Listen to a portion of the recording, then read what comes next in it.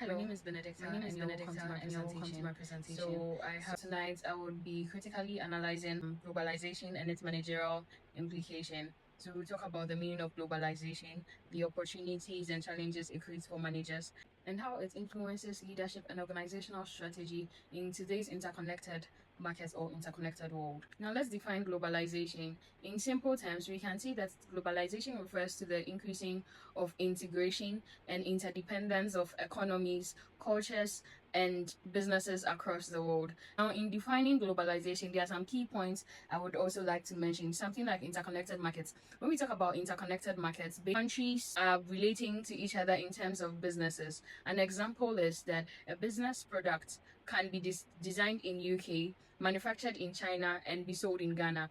Another point we could talk about is cultural integration. Now, we could see that people are exposed to global trends from food to fashion to music. We could also talk about economic integration, where now countries rely on each other for resources, people, and other stuff. Lastly, on defining globalization, we could say that a major contributor could be trade liberalization, where now, because there's reduced in tariffs, businesses can move from. Technology is also a factor. Now there's internet, so it also helps. Now let's talk about opportunities for managers. We can talk about access to global markets. Now managers can expand their customer base beyond their local borders. So now you can have a Ghanaian company producing cocoa can sell it to consumers or customers in Italy. Another opportunity we could talk about is diverse talent pool. Hiring globally allows managers to bring in people from different cultures and different continents. We could also say that globalization brings innovation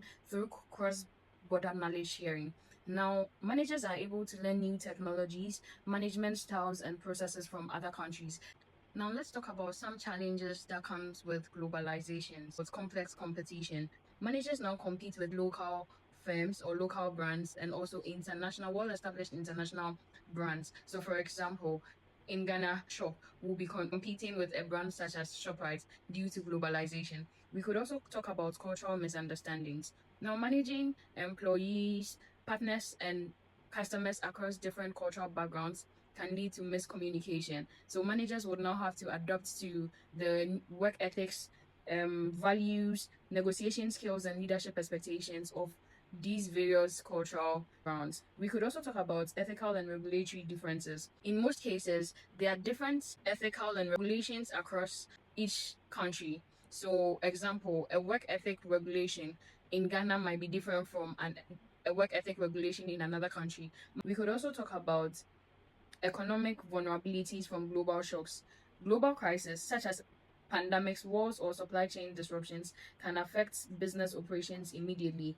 Now, let's talk about managerial implications with culture and leadership in view. First of all, managers need to have need for cross-cultural leadership styles. We are saying that a leadership style that will work for a country might not work for another country. It's managers with high cultural intelligence are usually able to gauge cultural differences and then avoid misunderstanding. Managers must be able to manage the diverse teams and communication different. Employees are coming from different cultural backgrounds. So managers must make communication very clear to avoid miscommunications and should also be able to resolve conflict. Clear practical example with McDonald's in India, where they had to offer them McAloo Tiki and avoid beef just so that they could respect the cultural differences in India.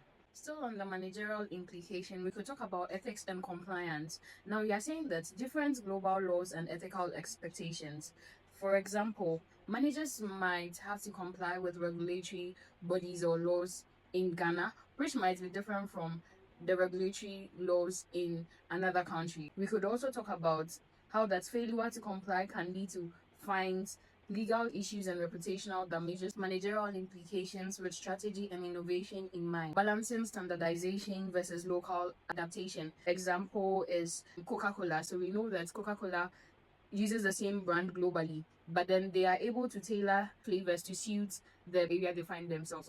Lastly, under the implication, we could say that there's need for continuous innovation to stay competitive globally. Now, on my personal reflection, I've realized that globalization requires flexibility, empathy, and strategic thinking. Managers must be flexible. Another personal reflection is encourages managers to think long term and embrace diversity. Globalization pushes managers to anticipate future trends and prepare for changes in market technology and regulations. Globalization shapes leadership style to be more adaptable, ethical, and innovation driven. Managers are encouraged to adapt to the different cultural needs of their partners, employees, and also customers. Personally, I think that cultivating a leadership style that is resilient, principled, and forward thinking prepares one for challenges in the globalized world. Concluding on globalization, we can say that globalization shapes the way managers make decisions, lead teams, and design strategies. By embracing cultural diversification, ethical practices, and continuous innovation, managers can navigate challenges and seize opportunities in the global markets. Thank you